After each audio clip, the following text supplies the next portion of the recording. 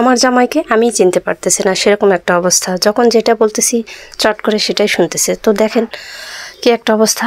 আমি রেডি হয়েছি, আমি ওকে বলছিলাম যে আজকে চলো কোথাও ঘুরতে যাব আর কি, ঘোরার জন্য বলেছিলাম। তো ও রেডি হয়ে গিয়েছে, আমাকে বলতেছে চলো কোথায় যেতে চাও। তো অনেক দিন থেকে মিষ্টি খেতে ইচ্ছে করছিল। যাই হোক, মিষ্টির উপর আমার খুব টান হয়েছে, জানি না ডায়াবেটিস হবে কিনা। তো যাই হোক, সেখান থেকে নওগাঁতে এই প্যারা সন্দেশ বা এই মিষ্টান্ন ভাণ্ডারে চলে আসছি আর কি। যাই হোক, খাওয়ার জন্য এসে তারপর একটু ভিডিও করছিলাম মাঝে মাঝে।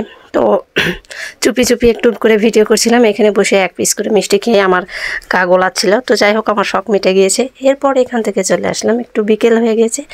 খুব চেনা পরিচিত একটা জায়গা। তো মূলত এখানে ছিলাম এক সময়। তো আসলে খুব মিস করতেছি সেই দিনগুলোর কথা। তো যাই হোক, এখানে এসেছি একটু, এখানেও এসেছি খাওয়ার জন্যই। তো যাই হোক, ঘোরা মানেই তো খাওয়া দাওয়া, এটাই আর কি। তো কিছু সময় হাজব্যান্ডের সঙ্গে একটু ঝগড়াঝাটি করব, সেই জন্য আর কি অনেক দিন পর এই রেস্টুরেন্টে আসলাম। তো যাই হোক, পুলিশ শপিং মলে এসেছি, এর আগেও আমি এখানে এসেছিলাম। তো এখানে এসেছি এবার জামাইয়ের সঙ্গে, এর আগে এসেছিলাম ভাই বোনকে নিয়ে।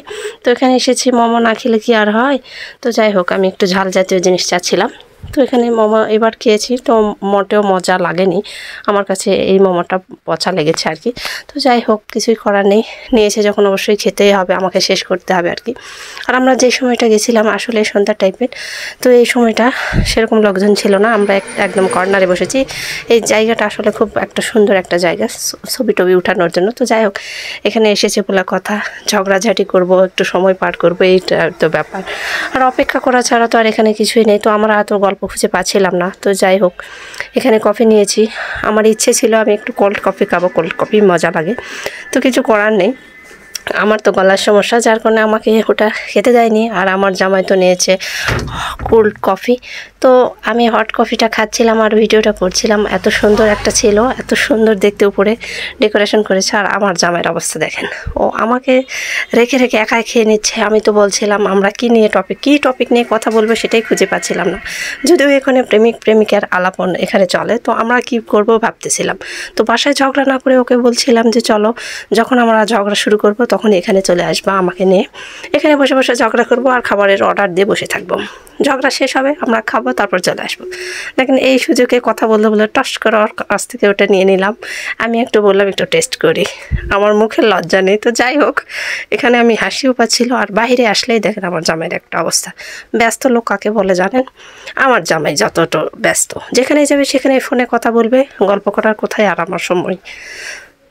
এখান থেকে চলে আসলাম এই নওগাঁ শহরের এই সদর হাসপাতালে।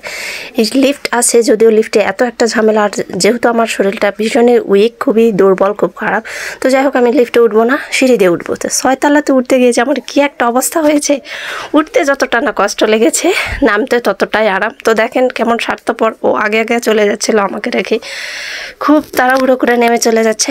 রাত হয়ে গেছে, বাসায় ফিরতে হবে। আর দেখেন ওর তাড়াহুড়ার বশতে আমি তো, আমার বেহাল একটা অবস্থা। তো যাই হোক, এখানে এসেছিলাম একজনকে দেখার জন্য, আমার একজন কাজিন অসুস্থ হয়ে আছে। আসলে হসপিটালে না আসলে বোঝা যায় না যে আল্লাহ আমাদেরকে কতটা সুস্থ রেখেছে, আলহামদুলিল্লাহ। তো যাই হোক, সবাই সবার জন্য দোয়া রাখবো, ভালোবাসা রাখবো। এর ফাঁকে কথা বলতে বলতে আমি একটু ভিডিও করছিলাম রাস্তার ফাঁকে ফাঁকে আর কি। এই যে আমাদের রাতে নওগাঁ শহরটা, শহর থেকে বের হয়ে পড়তেছে, চেনা শহরটা। এক সময় আমি এখানে ছিলাম, এখন নেই। তো যাই হোক, আই মিস ইউ নওগাঁ শহর।